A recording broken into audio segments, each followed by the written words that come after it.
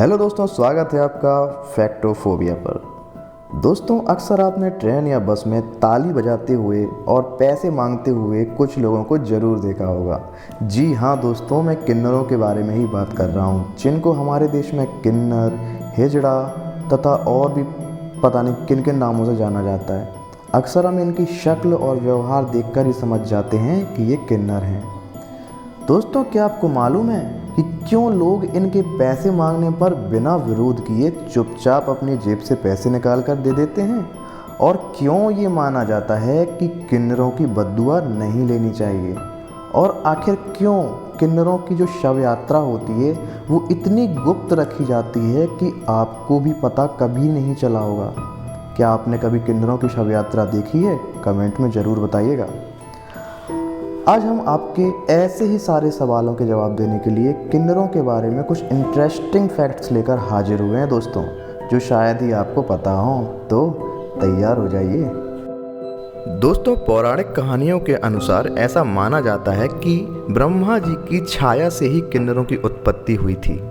ज्योतिष के अनुसार ऐसा माना जाता है कि जब वीर्य यानी स्पर्म की मात्रा की अधिकता होती है तो बेटा पैदा होता है, और जब रज यानी रक्त की मात्रा की अधिकता होती है तो बेटी पैदा होती है। लेकिन दोस्तों, जब रक्त और वीर्य दोनों की मात्रा बराबर होती है तो किन्नर पैदा होते हैं। दोस्तों, महाभारत में अज्ञातवास के दौरान अर्जुन ने विहंगलला नाम के एक हिजड़े का रूप भी धारण किया था। उन्होंने राजकुमारी उत्तरा को नृत्य और गायन की शिक्षा भी दी थी। दोस्तों, किन्नर समुदाय जो होता है ना, वो खुद को मंगलमुखी मानते हैं। मंगलमुखी का मतलब है एक टाइप से वो खुद को खुशकिस्मत या लकी मानते हैं। इसलिए आपने देखा होगा कि ये लोग बस शादी समारोह, जन्म समारोह जैसे मांगलिक कार्यों में ही भाग लेते हैं। मरने के बाद भी ये लोग मातम नहीं मनाते, बल्कि ये लोग बहुत खुश होते हैं कि इस जन्म से उनका पीछा छूट गया। किन्नर की दुआएं किसी भी व्यक्ति के बुरे समय को दूर कर सकती हैं। ऐसा माना जाता है कि इन्हें भगवान श्री राम से वनवास के बाद वरदान प्राप्त है। आपने भी दोस्तों हमेशा देखा होगा कि किन्नर की दुआएं लेने के लिए लोग हमेशा तैयार रहते हैं। और ऐसा भी कहा जाता है कि किन्नरों से एक सिक्का लेकर इसे पर्स में रखने से धन की कमी भी दूर हो जाती है। दोस्तों, अगर किसी के घर बच्चा पैदा होता है और उस बच्चे के जननांग में कोई कमजोरी पाई जाती है, मतलब अगर उस बच्चे के जननांग में कुछ भी ऐसा है कि ना तो वो लड़का या लड़की दोनों के जैसा भी नहीं होता है, तो फिर दोस्तों उस बच्चे को किन्नरों के हवाले कर दिया जाता है और फिर वो किन्नरों के साथ ही रहता है, उन्हीं के जैसे हमेशा के लिए। दोस्तों, किन्नर समाज हमेशा ही ऐसे लड़कों की तलाश में रहता है जो खूबसूरत हों। जी हाँ, लड़के जो खूबसूरत हों और जिनकी चाल ढाल थोड़ी कोमल सी हो और जो ऊंचा उठने के ख्वाब देखते हों। किन्नर समुदाय पहले ऐसे लड़कों से नज़दीकियां बढ़ाता है, फिर समय आते ही उसे बधिया कर दिया जाता है। बधिया का मतलब उसके शरीर से ऐसे हिस्से को काट दिया जाता है जिसके बाद वह कभी लड़का नहीं रहता। समझ तो आप गए होंगे, समझदार हो आप लोग, बच के रहिएगा अगर आप में से कोई ऐसा हो तो। क्या आप जानते हैं, किन्नर अपने आराध्य देवता अरावन से साल में एक बार विवाह करते हैं। ये विवाह लेकिन मात्र एक दिन के लिए ही होता है।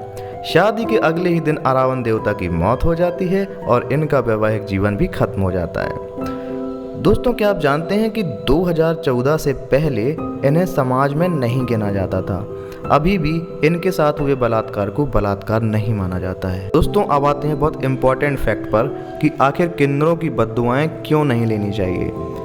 एक्चुअली दोस्तों, जो किन्नर होते हैं वो बचपन से लेकर बड़े होने तक बहुत ही ज़्यादा दुखी और सैड रहते हैं। ऐसे में दोस्तों आप खुद ही सोच सकते हैं कि एक दुखी दिल की दुआ और बद्दुआ लगना स्वाभाविक सी बात है।